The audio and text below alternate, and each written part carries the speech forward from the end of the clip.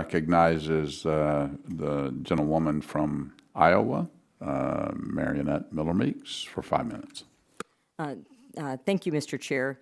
And I'm going to start out today by actually lauding renewables, but I also want to acknowledge that sometimes we forget, and especially this administration, that renewables are more than just wind and solar. My friend from the great state of Utah, Mr. Curtis, has some of the most abundant geothermal resources in the world. Like much of the Pacific Northwest, Chairwoman Rogers has abundant hydropower in the 5th District of Washington State. And in Iowa, the corn state, which is an energy state, we're proud to have abundant ethanol and biodiesel. Ethanol's use is widespread. More than 98% of gasoline in the U.S. contains some ethanol and is an option for low-carbon liquid fuels. In 2022, ethanol supported more than 57,000 jobs across Iowa, generated $3.5 billion of income for Iowans, and accounted for nearly $7.2 billion of the state's economy, and is, in fact, a renewable energy source. And if we don't grow corn in Iowa or the United States, it will be grown in Brazil or in South America, and they will cut down rainforest in order to plant more corn. So, Dr. Nunez, like many of my Republican colleagues, I have concerns about the war President Biden has waged on liquid fuels. There are approximately 300 million passenger vehicles in the United States. That does not include logistical transport. And for a single 100-mile charge for an electric vehicle, that is 30 kilowatt hours. Do the math on how much energy it would take to get a single 100-mile charge, and if we could, in fact, do that.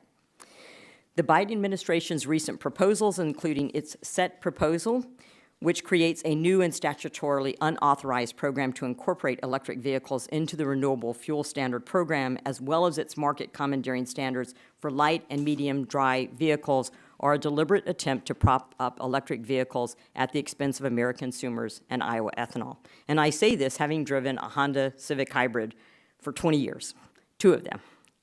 How will these proposals increase cost to American families? Thank you for the question, Congresswoman.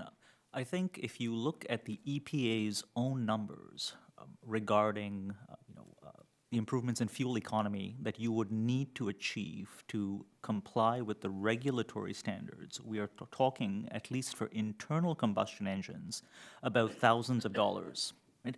In the absence of selling electric vehicles, the price of conventional vehicles would, at a minimum, go up by about $2,000, at a minimum.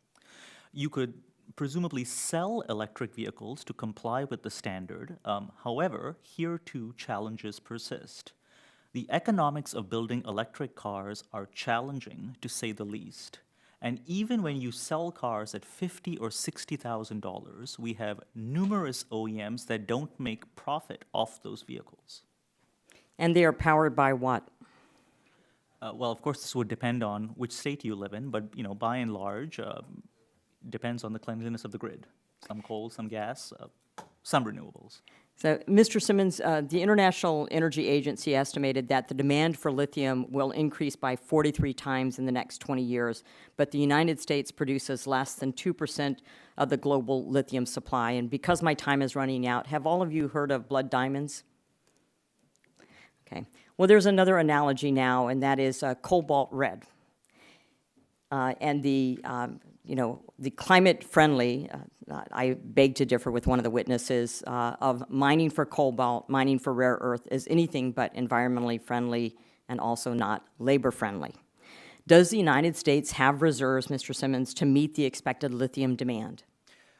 We don't necessarily have enough to meet the global demand. We have a decent amount of reserves in places such as Rowlett Ridge, Thacker Pass. We have large amounts of lithium reserves. The question is being able to access those reserves and whether the Biden administration will continue to stand in the way.